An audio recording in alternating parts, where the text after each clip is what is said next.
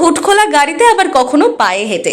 লক্ষ্মীর ভান্ডার কোলে নিয়ে মহিলাদের সঙ্গে নৃত্য, আবার কখনো মাজারে চাদর জড়িয়ে নির্বাচনী প্রচারে ঝড় তুলল সুজাতা মণ্ডল।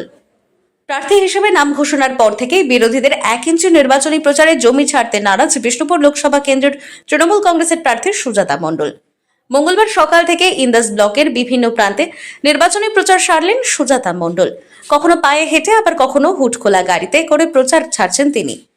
আবারও দেখা যায় লক্ষ্মীর ভান্ডার প্রকল্পে মহিলারা উদ্বুদ্ধ হয়ে নৃত্য পরিবেশন করছেন, সেখানে তৃণমূল প্রার্থীকে অংশগ্রহণ করতে এবং তাদের সঙ্গে নৃত্যে সামিল হতে। আবার ইন্দাসের একটি মাজারে যান এবং সেখানে চাদর চড়ান।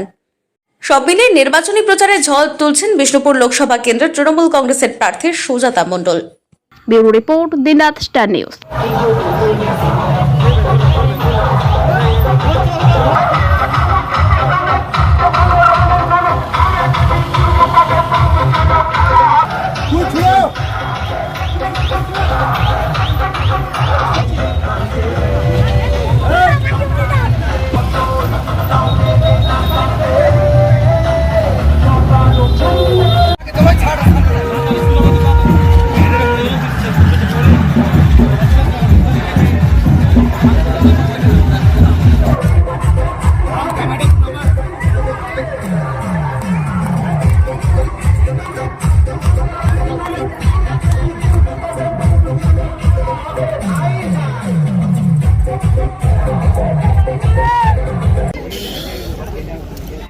আজকে আমার বিষ্ণুপুর লোকসভার অত্যন্ত গুরুত্বপূর্ণ একটি বিধানসভা এবং ব্লক ইন্দাস, যেটা গুরুত্বপূর্ণ এই কারণেই কারণ সেটি বাঁকুড়া জেলা এবং আমার যে পূর্ব বর্ধমান জেলার একটি বিধানসভা খণ্ডঘোষ, দুটোর একদম বর্ডার পয়েন্ট।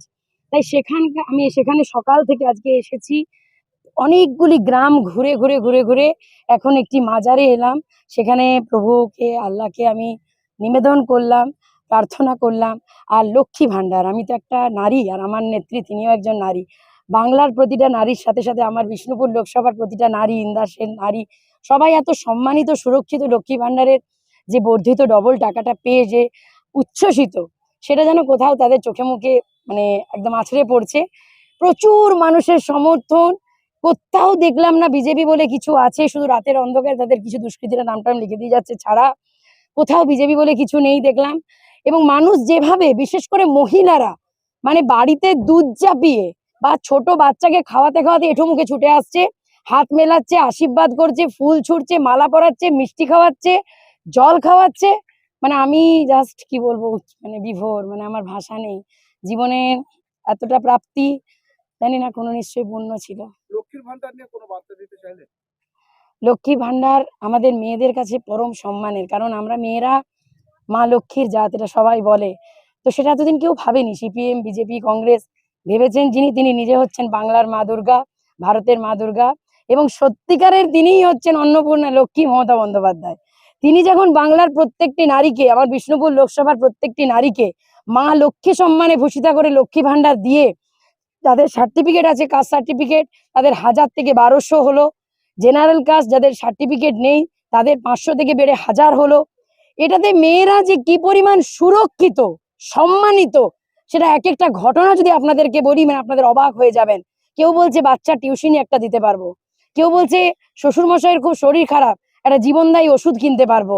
মেয়েরা মানে মনে হচ্ছে যে তারা যেন ভোটটা দেবার জন্য, মানে 25শে মে কবে আসবে এবং জোড়া ফুল চিহ্নের বাটনটা কবে দাবাবে, সেই অপেক্ষায় তারা টকবক করে ফুটছে। লক্ষ্মীর ভান্ডার ভোট ব্যাংকে প্রভাব পড়তে চলেছে?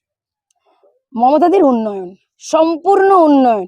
এই যে রাস্তাটায় দাঁড়িয়ে রয়েছেন, আগে সিপিএম এর আমলে এখানে রাস্তা ছিল না, আজ এখানে কিন্তু রাস্তাশ্রী হয়েছে, পথশ্রী হয়েছে, সেটাও মমতা বন্দ্যোপাধ্যায়েরই প্রকল্প।